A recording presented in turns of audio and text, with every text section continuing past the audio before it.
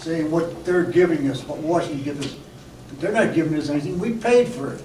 If you took, most people sitting here paid for 50 years of their life into that, it was supposed to be put on the shelf when they got ready to retire. This was all supposed to be taken care of. What you do, they turn around and for every port project, they write an IOU and threw it in Social Security. Now we got nothing. And we should have. I'll tell you what, you occur what we paid in the last 50 years to people sitting here, and give it to us in a check, and we'll buy our own insurance. How's that, Greg? Huh? We'll go out there, we'll buy our own insurance. Yeah. Secondly, all these social programs has got to be for residents, not residents, I should say, but citizens of the United States of America. Now, if you took all the illegal representatives or aliens that you've got into Social Security and in Medicare, we'd have the best hospitalization risk going right now. Get them out.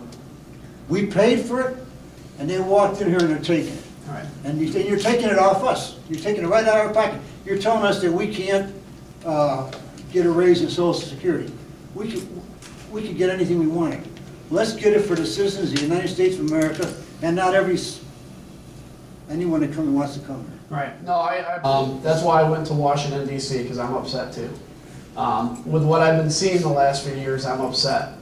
In the past, Social Security ran a surplus. The federal government took that surplus, spent that money, wrote an IOU to the trust fund.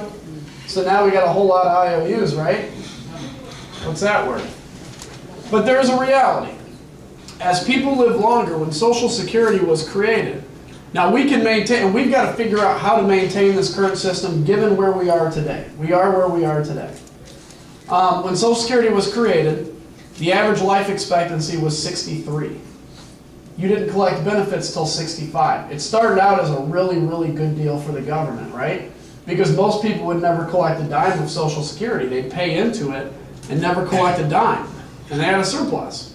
Well, as people lived longer, they began obviously to draw from Social Security, and we found ourselves in a hole. And that's where we find ourselves now, in a hole. Now here's the good news. The good news is, of all those programs, Medicaid, Medicare, Social Security, the easiest one to fix is Social Security. Because it's based on a formula.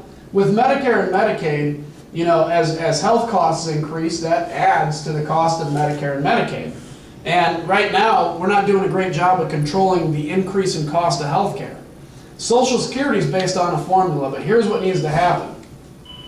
I'm not going to rehash the campaign against me, but there is an example in that of using somebody's words and trying to politicize an issue in a major way. Okay? What needs to happen in Social Security is both sides really do have to say, I mean, it is not unthinkable that Republicans and Democrats can't find one issue a year that they agree to work together on. Just one. Let's make this one Social Security. Come together, figure out if there needs to be changes for young generations, younger generations. I'll tell you, in my personal planning, I don't expect to have Social Security there. So younger generations, what kind of tweaks and changes can we make to ensure that it's going to be there in the long run? But right now, if one person comes out and talks about it, it ends up as $1 million TV ad against that person in an attempt to scare people. And that's where we as Americans just have to reject that type of politics and stand together and say, Washington, it's high time you get something done. We don't want a future full of debt, doubt, and despair. We want a future full of vibrancy and economic growth again.